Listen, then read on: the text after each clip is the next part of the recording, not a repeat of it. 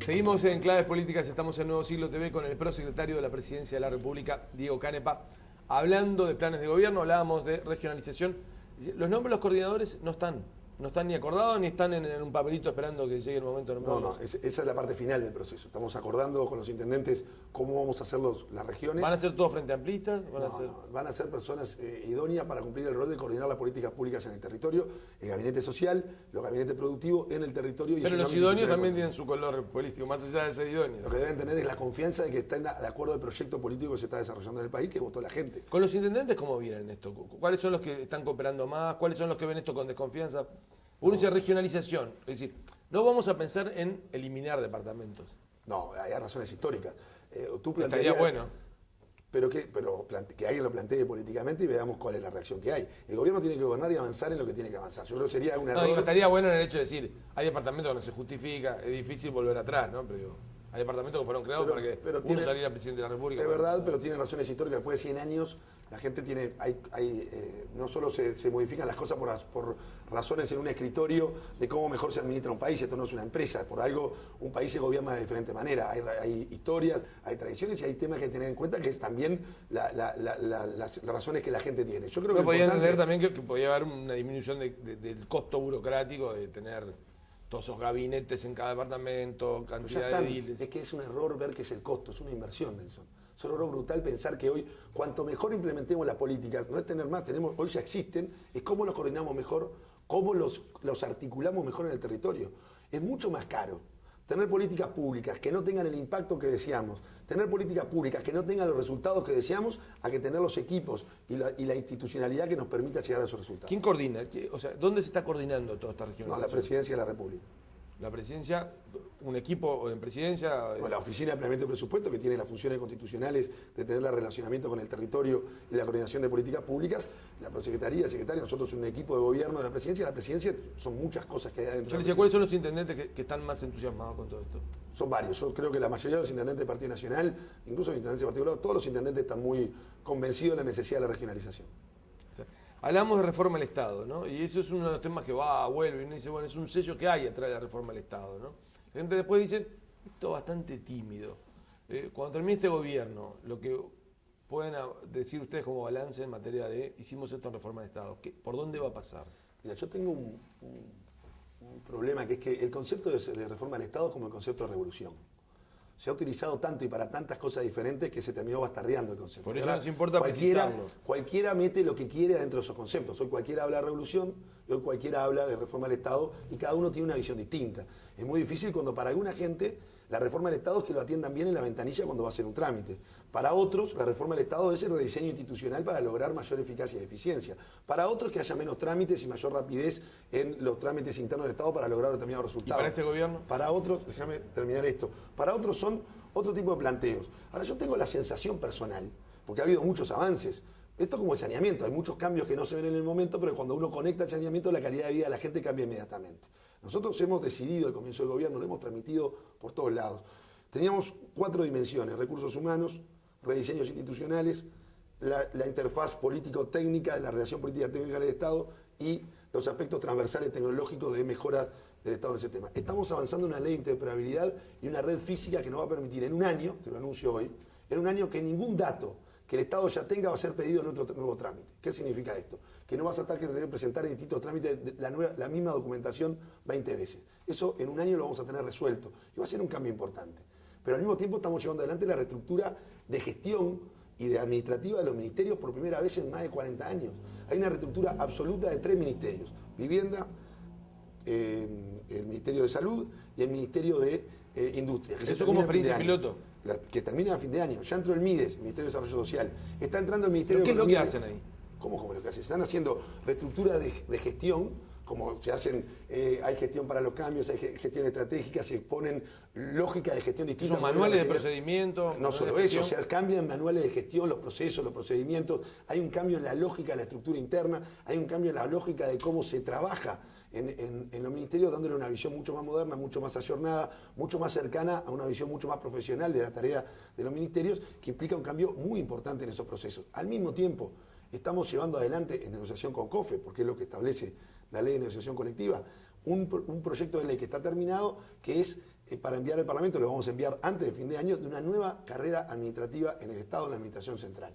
Desde el año 1943, que no hay una visión integral, una reforma profunda de la carrera administrativa de los funcionarios públicos. Lo que hay es unas sucesivas capas en rendiciones de cuentas y en presupuesto que lleva a la locura que se llama del TOFUP. ¿Tú sabes lo que es el TOFUP? Sí. Texto ordenado de funcionario público. Tú lo mirás, es una maraña de miles y miles de artículos que no tienen conexión con uno con otro, que todos hay que ver y que es casi esotérico comprenderlo, y que algunos iniciados y que tienen una especie de conocimiento oculto logran comprender cómo se aplica eso en el Estado. Simplificar ese tema es una de las tareas que estamos llevando adelante. Yo te pregunto a ti. ¿Y eso la gente en qué lo puede ver después? Lo va a ver luego que el Estado, por ejemplo, la ventanilla única de acceso al Estado para concursos ya están funcionando. ¿O eso no es un cambio importante? Antes había una queja enorme, ¿dónde estaban los concursos? Nadie se enteraba. Hoy hay una ventanilla única. Todo el mundo sabe que para los contratos, que no son los funcionarios públicos, porque el que está contratado por el Estado no es un funcionario público, se va a una ventanilla única y se avanza. Hay un ingreso democrático del Estado que antes no había. Hay un avance importante. Se está terminando de votar un capítulo de compra pública, que fue muy discutido, que es un cambio muy importante de la reforma del Estado. Por primera vez va a haber un Estado que va a comprar mucho más eficientemente, de manera más lógica, que va a poder unificar criterios de compra, que va a poder comprar y negociar de mejor manera y va a tener una mejor calidad de gasto en las compras estatales. Estamos ayornando el Estado en ese sentido y se va a ver en la eficiencia y la eficacia de las políticas. En materia de tamaño del Estado no pasa la reforma por el tamaño. Pero el tamaño del Estado, mirá, me haces acordar, te escucho y es como si me durmiera y me despertara en 1991-92. Yo creo que hay discusiones que no le discute ya más nadie, excepto en Uruguay. Lo que pasa es que el tamaño implica el peso que es para los contribuyentes en materia de presión. No, mirá, creo que hay mi opinión personal, esas teorías del tamaño del Estado, achiquemos el Estado, vienen del consenso de Washington de la década de los 90.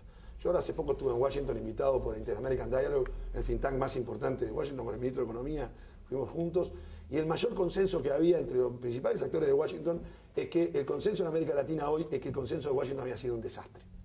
Ese es el mayor consenso. Pero lo que pasa es que ahí estás hablando de ideología. Cuando uno va a una oficina pública, cuando cualquier uruguayo dice, acá sobra gente. Acá esa señora está becada. Ese otro está ahí. ¿No te pasa cuando vas a alguna empresa? Está esperando la jubilación. ¿Tú cuando vas a alguna empresa privada muy grande no te pasa lo mismo? No, creo una corporación muy grande, tú no ves gente que te parece, mirá, parece que hay una decisión. A ver, vayamos por pasos. La reforma del Estado no es decidir, acá hay cambios en cómo trabajan, y cómo se exige y qué resultados deben tener los funcionarios públicos, sin ninguna duda. Es lo que estamos haciendo. Dándole también las herramientas, los instrumentos, porque a la gente hay que estimularla y darle las herramientas para que puedan tener ese tipo de desafíos. Al mismo tiempo, no es lo mismo el derecho público que el derecho privado. Hay que ayornarlo. Y el Estado no tiene que ser ni gordo ni grande. El Estado tiene que ser fuerte, ágil y cercano a la gente. Y eso es lo que estamos haciendo en esta transformación. Te pongo un ejemplo. Nosotros tenemos, para la gente, la Administración Central, que es el core, es el corazón del gobierno. Lo que son todos los ministerios. Que son los que deben diseñar las políticas. Tenemos las empresas del Estado, que son los entes autónomos, que muchos pueden entender que no debería ser el Estado estar en esos temas, pero que una gran mayoría de los uruguayos entendemos que son estratégicos los entes autónomos. O que podrían estar, pero bajo el derecho privado. Por ejemplo, es una discusión, pero tenemos entes autónomos, tenemos servicios descentralizados, tenemos personas públicas no estatales. Y de hace bastante tiempo, por un problema de gestión, de gestionar más ágilmente, porque no hay ninguna duda de que uno gestiona mejor bajo el derecho privado, eso no es discutible, que hay mejor gestión, mucho más ágil, con mejores instrumentos bajo el derecho privado para gestionar. Las empresas públicas, para poder competir, han generado una cantidad de empresas colaterales. Algunas, como ANCAP, tiene más de 20. La oposición dice que eso no tiene ningún control. Exactamente. Tenemos empresas que son de derecho privado, pues son sociedades anónimas que el 100% de las acciones son del Estado, pero están regidas por el derecho privado. Nosotros tenemos, y te lo anuncio aquí, la idea, lo hemos conversado con los presidentes de los entes autónomos del gobierno, de avanzar, y yo la semana que viene me estoy reuniendo con esta semana o la próxima semana con el presidente de la Bolsa de Valores de Uruguay, porque nosotros creemos que tiene razón, nosotros tenemos que tener como es dinero público en definitiva, porque son empresas públicas. Tiene que haber un control. Tiene que haber un control. Ahora, si ponemos los controles de derecho público, caemos en el mismo problema. Si ahogamos a las empresas que están bajo derecho privado con el derecho público, no pueden competir porque no tienen la agilidad del derecho privado. Entonces yo digo, ¿cuál es la idea? Avancemos con los controles que tiene el derecho privado. Y hagamos una cosa importante. Elijamos algunas de las empresas colaterales de las empresas públicas y hagamos el avance de que le ordenémosla para que abran parte de su capital accionario a la bolsa y para que todos los ciudadanos podamos acceder a ese mecanismo de ahorro, pues es un mecanismo de ahorro importante, un acceso a capital para las empresas, en vez de ir a los bancos a buscar capitalistas externos o internos que financien, es una forma de financiamiento, y al mismo tiempo también generamos un embrión de ayudar a un mercado de capitales que se debe desarrollar mucho más en nuestro país. Que en Uruguay prácticamente no existe. Y que es uno de los problemas que tenemos para determinados niveles de inversión. ¿Qué empresas podrían ser esas? Yo creo que hay que, Duxa, Accesa en Antel, estoy hablando de dos que puedo estar conversando y otras más que pueden estar preparadas para ir a la bolsa, no en el corto plazo, pero sí en el mediano plazo. Hay muchas de estas empresas en ese marco, empresas privadas. Son varias, son algunas decenas de empresas que hay que evaluarlas cada una de ellas, prepararlas e ir y discutir con las empresas para abrir una parte del paquete accionario y ver cuál es el mecanismo que podemos lograr. ¿Por qué?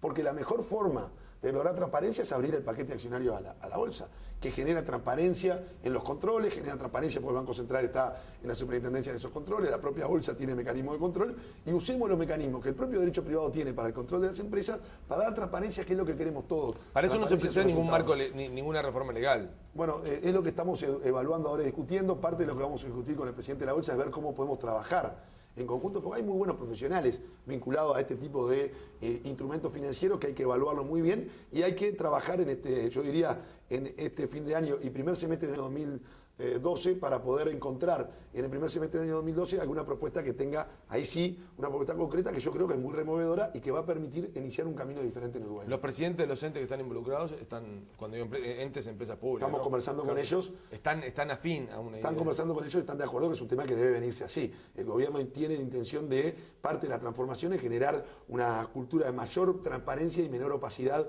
en el manejo de ese dinero. Porque acá no hay ocultamiento. La opacidad viene porque no hay controles públicos. Hagamos los controles privados. Esto que estás anunciando ya está en proceso. El presidente Mujica lo viviendo. O sea, sí, por supuesto, pero está en proceso, nosotros lo estamos discutiendo. Te estoy anunciando que vamos a empezar ahora sí públicamente a discutir esto para ver cuáles son los aportes que podemos lograr y cuál es el camino técnico y el mejor diseño para lograr esto.